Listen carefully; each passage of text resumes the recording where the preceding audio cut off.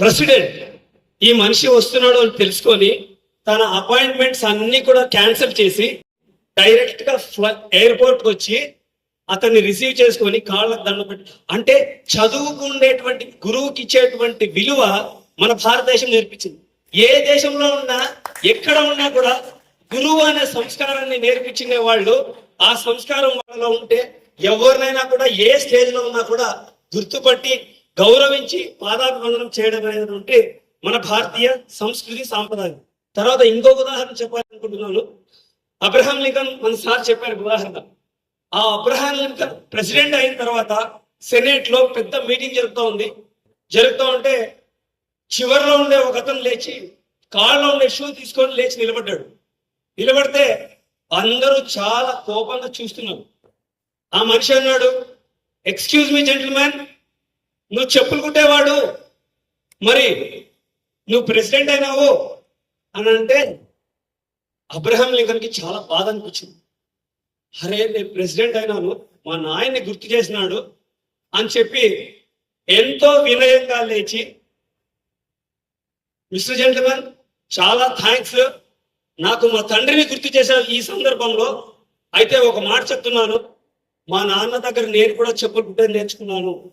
నీ షూ గనక ఏమైనా ఇబ్బంది ఉంటే లేకుంటే సరిగా పట్టకపోతే తీసుకొని వస్తే నేనే కుట్టి నీకు జాగ్రత్తగా ఇస్తాను అని చెప్పి. అంటే ఈ ఉదాహరణ ఎందుకు చెప్తున్నాను అంటే, మనం ఎంత ఎత్తుకు ఎదిగినా కూడా మన మూలాన్ని మర్చిపోకూడదు.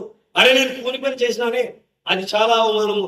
అరే నేను టీ అమ్మినానే, నేను ఇలా ఏ వృత్తి చేసినా కూడా ప్రతి వృత్తి కూడా దైవ సమానం.